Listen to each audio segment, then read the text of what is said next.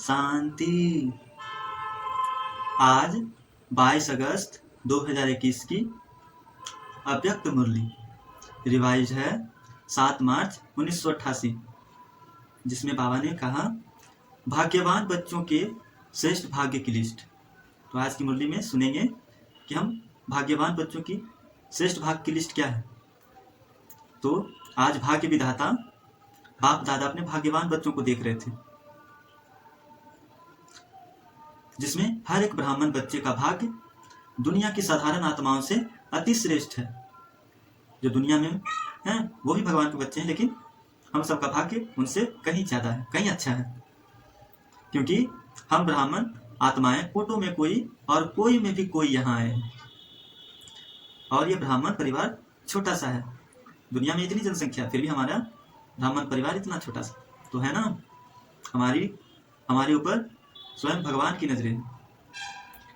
बाप दादा ये भी देख रहे थे कि मस्तक पर भाग्य की रेखा स्पष्ट तिलक के समान चमक रहा है, सभी के मस्तक पर, सभी ब्राह्मणों के मस्तक पर, है ना। बाबा तुलना करते हैं ज्योतिषी से कि ज्योतिषी तो सिर्फ हाथ की रेखा देखते हैं, लेकिन बाबा है जो मस्तक पर चमकता हुआ सितारा की रेखा देख रहे हैं, उसमें चमक देख रहे हैं। इसके साथ साथ मुख पर ईश्वरीय रूहानी मुस्कुराहट को देख रहे हैं, नयनों में भाग्यवान की दिव्य दृष्टि देख रहे हैं, सदा खुशी की लहर उत्पन्न करने वाले निमित्त आत्माओं को देख रहे हैं। जिसको भी दृष्टि मिलेगी वह रूहानियत का, रूहानी बाप का, परमात्मा याद का अनुभव करा देगी। ऐसे हम भाग्यवान बच्चे हैं। तो नशा होना चाहिए कि हम भगवान के बच्चे इतने भाग्य हैं, वाह मेरा भाग्य, वाह। थोड़े समय, जब दुनिया वालों के लिए बात कह रहे हैं, थोड़े समय में जब अति और अंत आएगा तो दोनों ही अनुभव होगा। चारों तरफ जो भी अनजान आत्माएं हैं, हद के वैराग्य वृत्ति में हैं, वो अपने भगवान को याद करेंगे, और हम सभी बेहद के वैराग्य वृत्ति वाले आत्माएं अनुभव करेंगे। लेकिन जब अति और अंत के नजारे सामने आएंगे तो स्वतः ही हद की वैराग उत्पन्न होगी। जैसे जैसे दुनिया में दुख बढ़ेगा, शांति बढ़ेगी, तो लोग समझेंगे या फिर पैसे कौड़ी, हीरे सोने सब पत्थर के जैसे, तब समझ में आएगा कि वैराग्य इन सबसे वैराग होता जाएगा। अति टेंशन में आ जाएंगे, तनाव में आ जाएंगे, तब जाकर के टेंशन बाप की तरफ जाएगा। तब उस समय सभी आत्माओं के दिल से एक ही आवाज में आएगा कि सबका रचयिता, सभी का एक बाप आ गया है, तो स्वतः ही आ जाएंगे और निरंतर ही सहयोगी बन जाएंगे। हर एक के मस्तक से भाग्य की रेखाएं स्पष्ट दिखाई देने लगेगी। तो हमें श्रेष्ठ भाग्यवान बच्चों की बुद्धि में यही रखना है, भाग्यवान भगवान और मेरा भाग्य, हम श्रेष्ठ बच्चों को। अब बाबा अमृत वेले पर समझा रहे हैं कि बच्चे जब भी अमृत वेले करो तो उस समय लिस्ट बनाओ। अमृत वेले लिस्ट बनाने का समय। भाग्यवान बच्चों को अमृत वेले स्वयं बाप उठाते हैं, यानी हम सब अति भाग्यशाली बच्चों को भगवान स्वयं आकर के जगाते हैं, आवाहन करते हैं, बुलाते हैं। जो अति स्नेही बच्चे हैं उनको अनुभव होगा कि सोना भी चाहते हैं अमृत के बेले के समय, लेकिन कोई है जी कि सोना नहीं दे रहा है, सोने नहीं दे रहा है, कोई उठा रहा है, बुला रहा है, ऐसा अनुभव होता है। तो बाबा कहते हैं जैसे भक्ति में देवताओं को घंटी बजाकर उठाते हैं, वैसे ही भगवान आपको उठाने आया है। कितना बड़ा भाग्य है ना। भक्ति में मार्ग में लोग भगवान को जाते हैं जगाने, और यहाँ भगवान खुद हमको जगा रहा है। अमृत वेले से लेकर के बाप बच्चों की सेवाधारी बन सेवा करते हैं। यहाँ भगवान खुद सेवाधारी बन के सभी बच्चों की सेवा कर रहा है।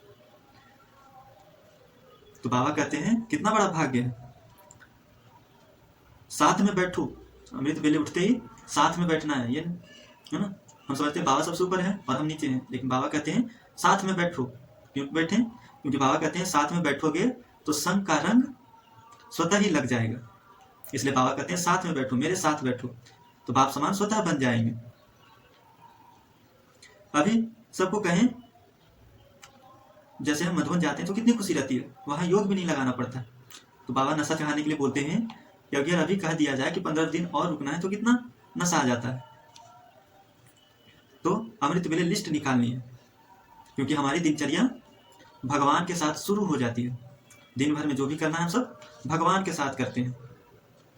अब बाबा स्वयं को शिक्षक बनकर सबको प्रेरणा देते हैं कि देखो मैं पढ़ाने कितना दूर से आ जाता हूँ, तुम बच्चों को पढ़ाने कितना दूर से आ जाता हूँ, अपना भाग्य देखो। तो स्वयं भगवान शिक्षक बनकर पढ़ा रहे हैं और सेवाएं दे रहे हैं, ड्यूटी बजा रहे हैं।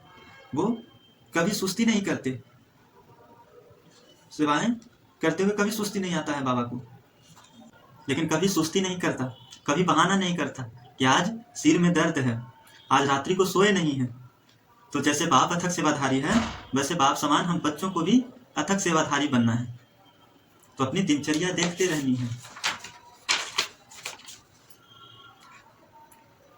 सदा यह अनुभव करो कि करण करावनहार करा रहा है और मैं निमित्त करणहार कर रहा हूं, जिससे मैंपन नहीं आएगा, मैंपन का दरवाजा बंद हो जाएगा। ये मैंपन माया का दरवाजा है, अगर इसको खोले रखेंगे तो माया चला आएगा। फिर बाबा समझाने देते हैं, अपने को बालक समझो, मालिक नहीं। मालिक बाप है और मैं बालक हूं, और मैं उसके डायरेक्शन पर सभी सेवाएं कर रहा हूं। बाबा कहते हैं कभी बड़े मत बनना, बड़े बनोगे तो बड़े दुख आएंगे, इसलिए बालक बनकर मौज में रहो। बड़े बनेंगे तो समस्याएं बड़ी बड़ी आ जाएंगी। फिर बाबा कहते हैं कर्म सदा खुशी में रहने के लिए, सदा हल्के रहने के लिए ऐसा समझो कि हम फरिश्ता हैं, उड़ने वाले फरिश्ते, सदा हल्के रहने वाले। फरिश्ता कर्म में संबंध में नहीं आता, न कर्म में बंधता है, न कभी संबंध में बंधता है। तो निमित्त भाव से कभी मैंपन ना आए, ऐसी सेवाएं करनी है। फिर बाबा ब्रह्मा भोजन पे, यह भी एक भाग्य है कि हम ब्राह्मण हर बार ब्रह्मा भोजन करते हैं, हर रोज ब्रह्मा भोजन करते हैं, क्योंकि हम शिव बाबा के भंडारे से खाते हैं। तो बाबा कहते हैं ब्रह्मा भोजन जो कि दुर्भंजन भोजन है, जो कि देवताएं भी खाने को तरसते हैं, उनको भी नहीं मिलता, लेकिन हम ब्राह्मण बच्चों को तो रोज भगवान आकर स्वीकार करके भोजन स्वीकार कराता है। तो हम यही समझेंगे कि हम बाप की भंडारी से खा रहे हैं। कभी यह नहीं सोचना है कि हम खुद कमाते हैं और खुद खाते हैं, है ना। ये मैंपन को जगाने वाली है। तो बाबा कहते हैं कि इस विधि को कभी नहीं भूलना है कि मैं भोले बाबा की भंडारी से खाता हूं। फिर बाबा हम सबको कहते हैं कि तुम ऐसी पढ़ाई पढ़ रहे हो जिसमें 21 जन्म रोटी दाल सब्जी मिलता रहेगा, 21 तरह के 21 जन्म में 56 भोग मिलते रहेंगे।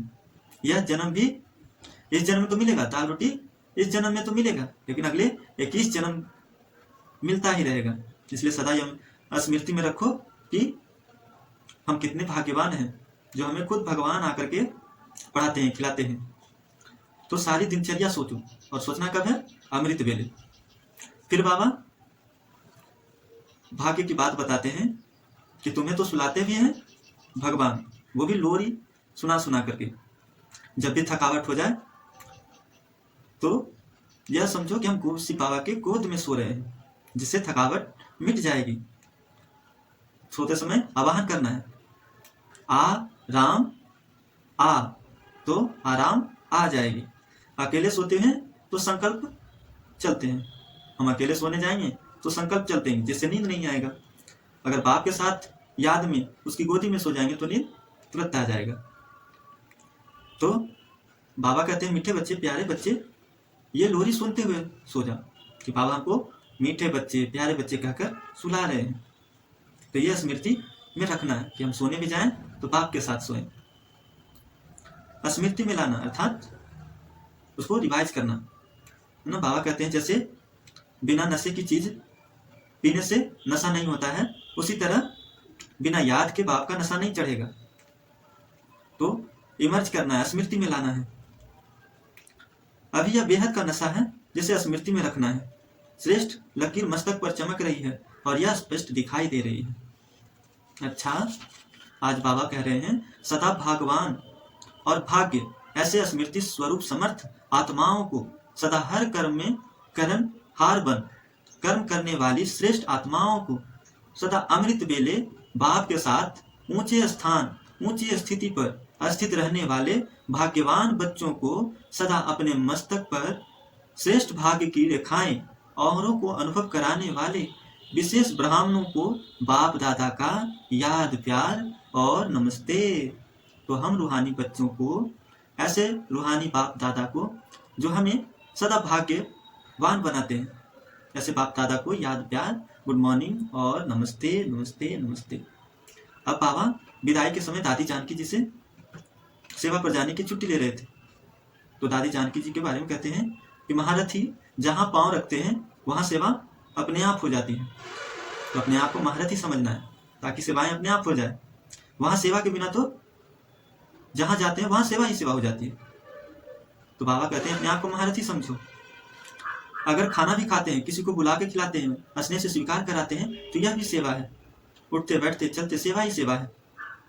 ऐसे सेवाधारी बनो। तो सेवा का चांस मिलना भी भाग्य की निशानी है।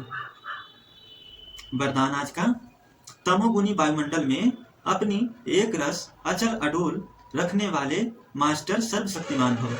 तमोगुनी वायुमंडल में अपनी स्थिति एक रस अचल अडोल रखने वाले मास्टर सर्वशक्तिमान भव। कैसा भी वायुमंडल हो, कैसी भी परिस्थिति हो, अपनी स्थिति एक रस होनी चाहिए, अचल अडोल होनी चाहिए, तब हम मास्टर सर्वशक्तिमान बनेंगे। दिन प्रतिदिन परिस्थितियां अति तमो प्रधान बननी है।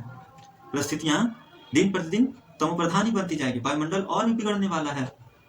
बाबा अभी से ही आगाह कर रहे हैं, चेतावनी दे रहे हैं कि वायुमंडल और भी बिगड़ने वाला है। ऐसे वायुमंडल में कमल पुष्प समान न्यारे रहना, अपनी स्थिति सतो प्रधान बनाना, इसके लिए इतनी हिम्मत व शक्ति की आवश्यकता है। जब वायुमंडल बिगड़ेगा तो उसके लिए हिम्मत और शक्ति की आवश्यकता होगी। जब यह वरदान स्मृति में रहता है कि मैं मास्टर सर्वशक्तिमान हूँ, तो चाहे प्रकृति द्वारा, चाहे लौकिक संबंध द्वारा, चाहे दैवी परिवार द्वारा कोई भी परीक्षा आ जाए, उसमें सदा एक रस अचल अडोल बने रहेंगे। जब हमको याद रहेगा कि मैं तो मास्टर सर्वशक्तिमान हूँ, तो चाहे कैसा भी पेपर आ जाए, शरीर का पेपर, परिवार का पेपर, लौकिक संबंध से, अलौकिक संबंध से, बीमारी का पेपर, तो हम उसमें एक रस अचल अडोल रह पाएंगे। स्लोगन है, वरदाता बाप को अपना सच्चा साथी बना लो तो वरदानों की झोली से भरी रहेगी। वरदान लुटाने वाला हमारा शिव बाबा, उनको हम अपना साथी बना लेंगे तो वरदानों की झोली भरी रहेगी, कभी खाली होगी नहीं। तो हमें अपने भाग्य पर गर्व होना चाहिए। तो वाह मेरा भाग्य, वाह। ओम शांति शांति।